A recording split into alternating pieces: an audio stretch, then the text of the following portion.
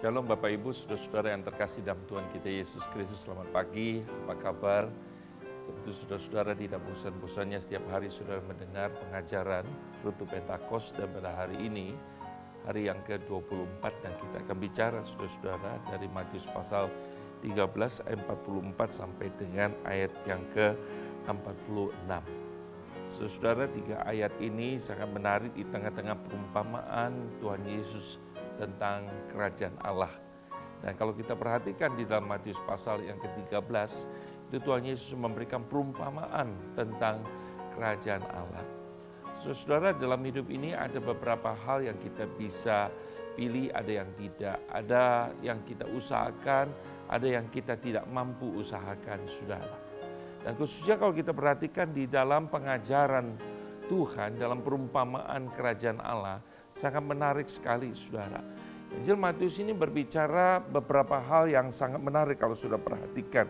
Berbicara tentang, saudara, seorang penabur, lalu berbicara tentang gandum dan kemudian lalang, lalu kemudian berbicara tentang biji sesawi dan juga berbicara tentang ragi, saudara. Saudara-saudara, Tuhan Yesus memberikan sebuah comparison, perbandingan, saudara.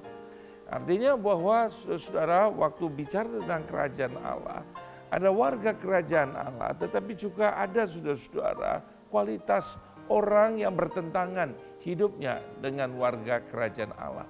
Jadi saudara-saudara, kalau tidak berbicara tentang gandum, bicara tentang lalang, dua hal ini. Kalau tidak bicara tentang biji sesawi, saudara bicara tentang ragi. Dua-dua hal kecil, tapi kemudian saudara memberikan dampak. Satu dampak yang positif, satu dampak yang negatif. Nah saudara, lalu kemudian di tengah-tengah perumpamaan ini, Yesus mengatakan 3 ayat ini, saudara-saudara, perumpamaan tentang harta yang terpendam dan juga mutiara yang berharga, saudara. Saudara-saudara, saya bacakan dulu, saudara. Hal kerajaan surga itu seumpama dikatakan harta yang terpendam di ladang, yang ditemukan orang, lalu dipendamnya lagi, oleh sebab sukacitanya pergilah ia menjual seluruh miliknya lalu membelikan ladang itu. Yang kedua, ayat yang ke-45. Demikian pula kerajaan Allah seumpama seorang yang pedagang yang mencari mutiara yang indah. Setelah temukan mutiara yang sangat berharga, ia pun pergi menjual seluruh miliknya lalu membelikan mutiara itu. Nah saudara-saudara yang terkasih dalam Tuhan, apa arti perumpamaan ini, saudara? Biasanya perumpamaan ada penjelasan, ada kesimpulan, tapi 3 ayat ini open, saudara, tidak ada kesimpulannya. Apa maksudnya, saudara? Saudara, saya percaya waktu Tuhan Yesus mengajarkan tentang kerajaan Allah, bahwa ketika kita bisa mendapatkan hak untuk menjadi warga kerajaan Allah, saudara, bukan karena diusahakan, tidak, saudara. Jadi bukan karena kita berjuang, saudara. Bukan. Kalau kita tidak hati-hati kita menafsir ayat ini seakan-akan kita berusaha. Tidak. Tapi ini adalah pemberian, adalah kasih karunia Tuhan. Kalau kita bisa menjadi warga kerajaan Allah. Bukan karena kita berjuang.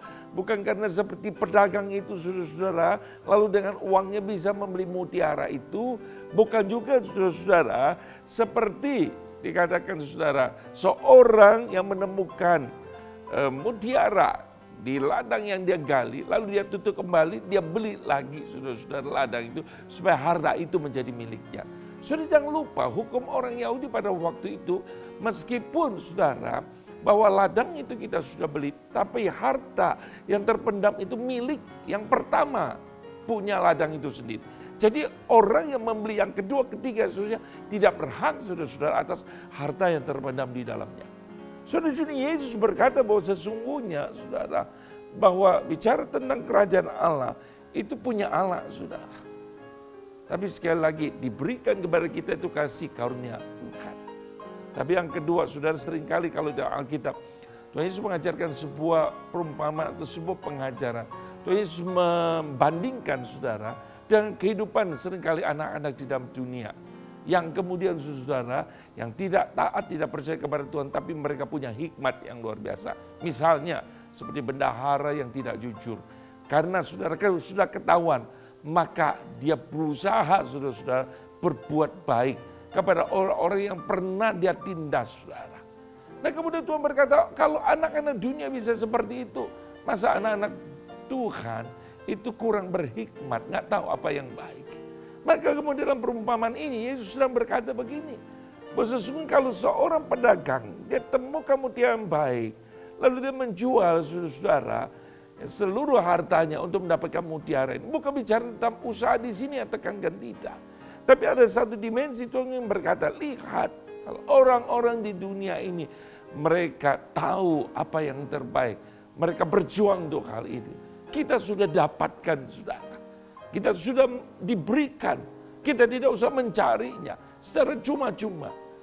Tapi apakah kita sudah mendapatkan, tidak ada usaha sudah dari kita untuk hidup di dalamnya. Mengupayakan hidup seperti apa yang Tuhan sudah karuniakan kepada kita. Maka saudara-saudara, firman Tuhan berkata, Paulus, kerjakanlah keselamatanmu, saudara. Working out salvation. Sekali lagi keselamatan kita punya. Mari saudara, kita usahakan, hasilkan buah, saudara. Di tengah kondisi yang tidak baik ini. Tuhan memberkati kita sekalian. Amin.